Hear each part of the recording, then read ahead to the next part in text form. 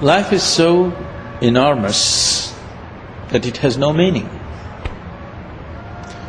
If there was a meaning, the moment you found the meaning, it would be over. But you can't finish off life like that. You write 1,000,000 books about it, still it is ever expanding. So there is no meaning to life.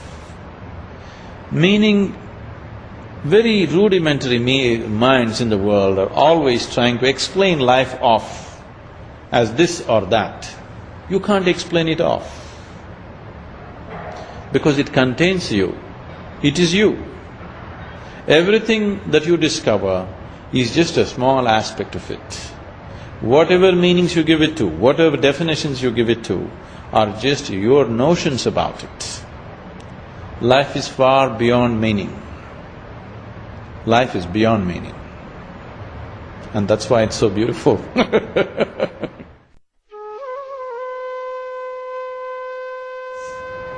We are all unique, each one of us different. And it's so wonderful that we're different. We may spring from the same oneness of our interiority, but as human beings, as individuals, every one of us is unique. We are different, that's what is beautiful about us. And the oneness is not yet in our experience, at least not yet in the common human experience. So at least let's enjoy the difference. If you learn to enjoy the difference, if you see that every human being is a unique human being, only once in the whole eternity, only once this kind of human being happens. You cannot find exactly this kind of human being anywhere else in the existence, at any time in eternity, only once. That is true with yourself, with your friend, with your enemy, with your loved ones and the ones you hate. All of them are absolutely unique. Anything that you see as unique, you value it, isn't it? Anything that you value, you will have no problems with it. And oneness will happen out of that. If you begin to enjoy the uniqueness of life, oneness will happen out of that.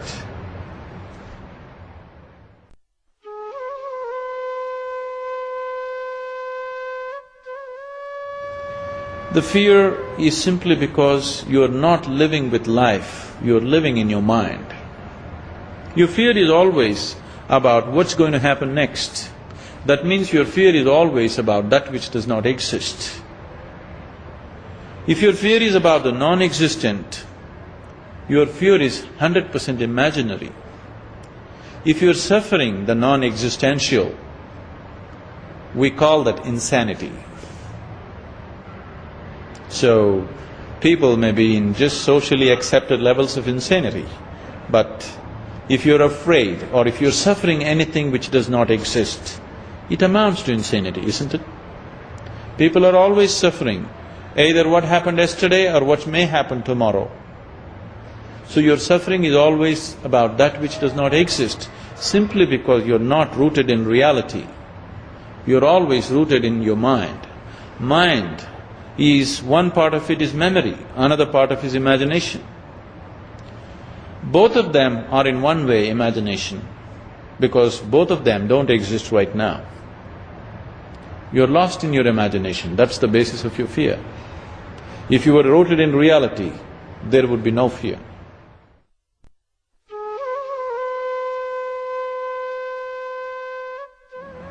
Why is there poverty and suffering in the world?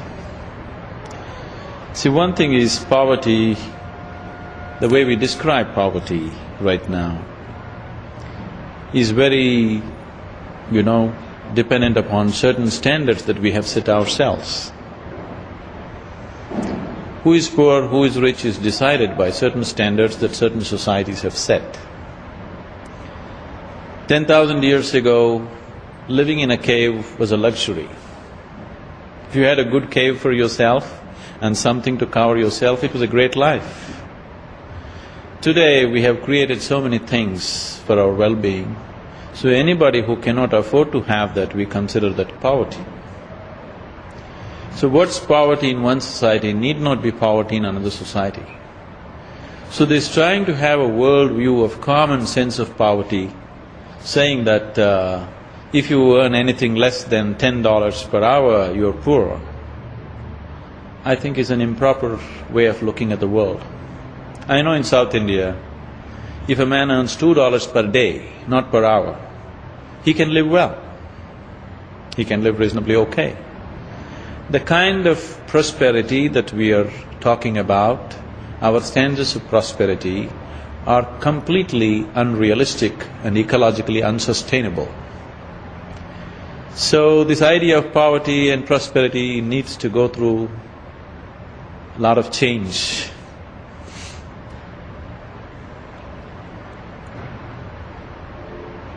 I come from a culture where people have chosen many times, not now, many times to be consciously poor, by choice. This is a culture where kings have chosen to walk as beggars. So, poverty is not necessarily in terms of whether you have a car to drive or not, whether you have a big house to live or not. That's not so.